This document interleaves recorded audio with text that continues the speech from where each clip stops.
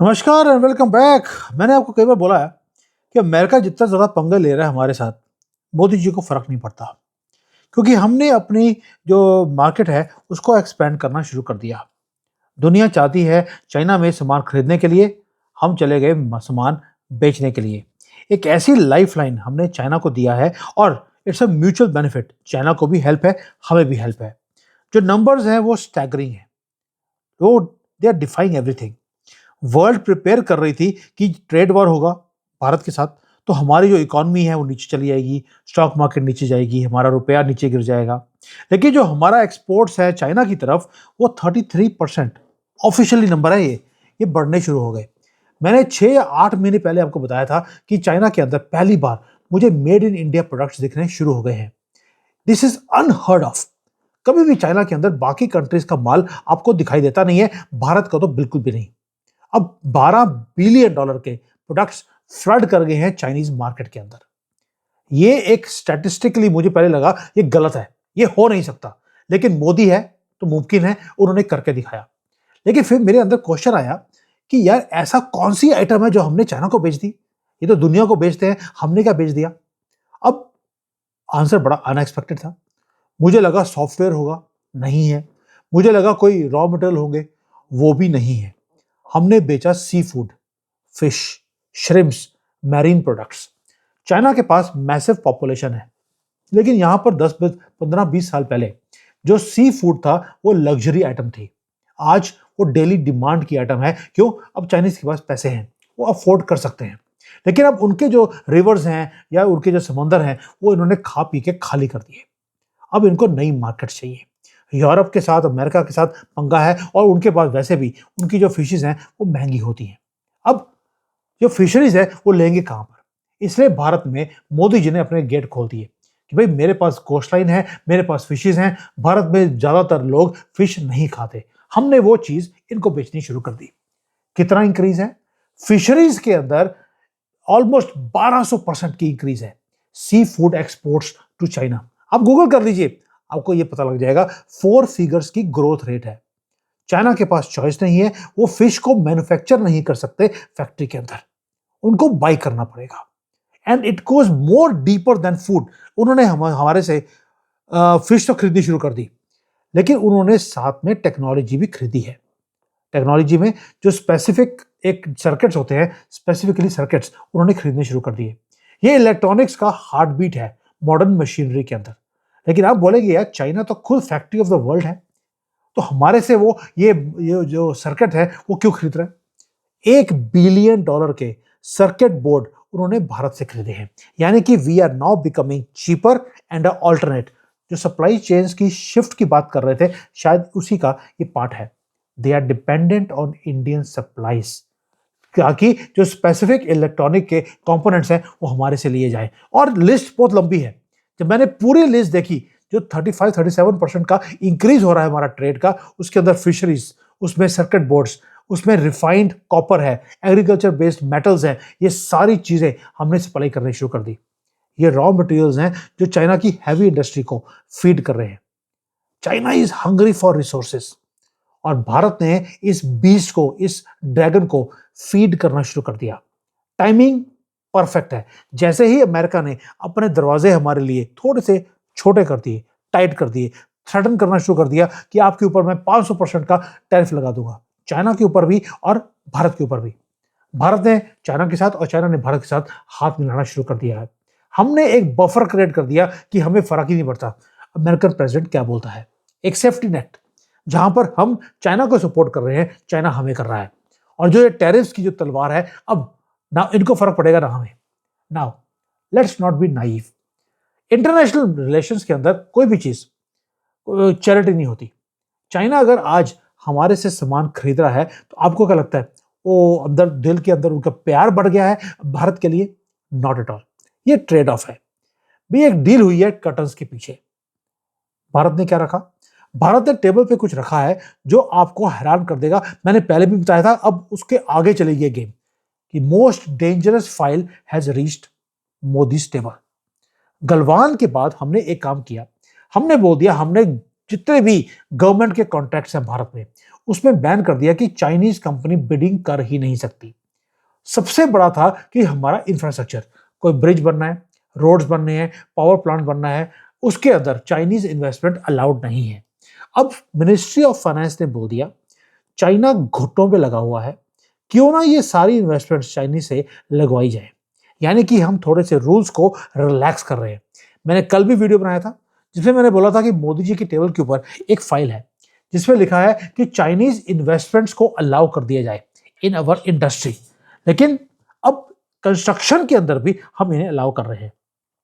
Chinese companies वो bidding कर सकती हैं नॉन सेंसिटिव इंफ्रास्ट्रक्चर, यानी कि अगर हमने कोई तेल के भंडार बनाने हैं नहीं कर सकते, आर्मी का कोई काम है आउटसोर्स करना है हम चाइनीज को नहीं देंगे। लेकिन जो हमारी इकोनॉमी, जो इंटरनल इकोनॉमी है, उसको अगर आगे लेके जाना है तो हमें उसके लिए चाइना की इन्वेस्टमेंट की जरूरत पड़ सकती है या हम अलाउ कर सकते हैं। क्यों? क्योंकि चाइना की इकोनॉमी का भट्टा बैठा हुआ है, ये कभी भी टूट सकते हैं। रियल एस्टेट सेक्टर इनका डूब चुका है, कंस्ट्रक्शन जायंट्स खाली बैठे हैं, उनके पास मशीनरी है, उनके पास लेबर है, लेकिन उनके पास कॉन्ट्रैक्ट नहीं है।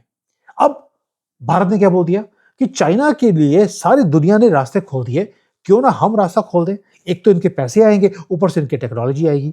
यानी कि हमने अपने अब हाईवेज को जो स्पीड पे बनाना शुरू कर दिया था, हमने अपने रेलवेज को जो मॉडर्नाइज किया है, उसके अंदर हम चाइना की इन्वेस्टमेंट एंड टेक्नोलॉजी दोनों को लेके आने की बात बोल रहे हैं, ताकि चाइनीज कंपनीज को एक लाइफलाइन मिल जाएगी, वो बैंकरप्ट होने से बच जाएंगे और हमें भी एक ग्रैंड बार्गेन वो मिल जाएगा। क्योंकि बर्फ में लगे हुए हैं, आप कुछ भी नेगोशिएट कर सकते हैं।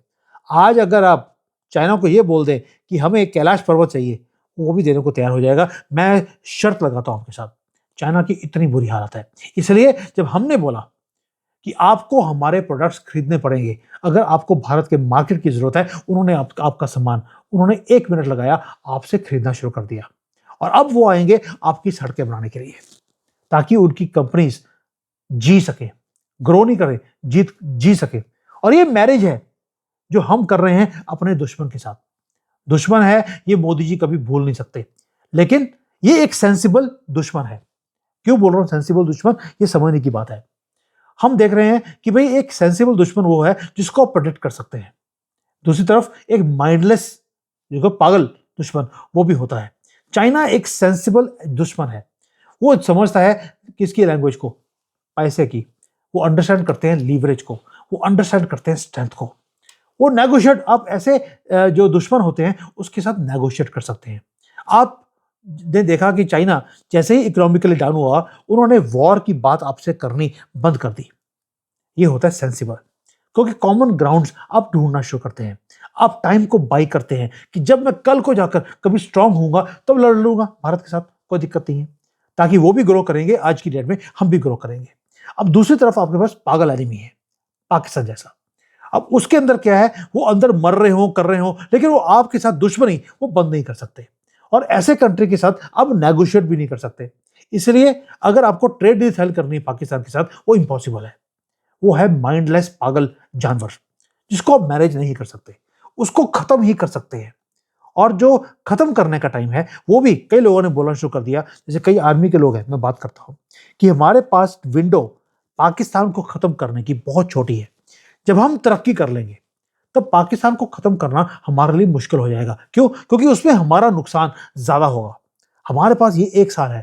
भाई मैं पहले बोल रहा था कि आपके पास नवंबर 2026 तक टाइम है। अब जो हमारे आर्मी के एनालिस्ट हैं, उन्होंने बोलना शुरू कर दिया कि अगर हम तरक्की जैसे करते जा रहे हैं, अगले 1-2 साल के बाद हमारे लिए युद्ध करना पाकिस्तान के साथ एक कॉस्टली अफेयर बन जाएगा। क्योंकि उनका तो नुकसान होगा नहीं, वो तो आज भी गधों के ऊपर है, वो गधों पे रहने वाले हैं। हम ऑलरेडी जो पहले साइकिल पे थे, अब हम मर्सिडीज तक पहुंच गए, आगे जाके हमने प्लेन में चलना है, तो उसके लिए हमारा नुकसान ज्यादा होगा।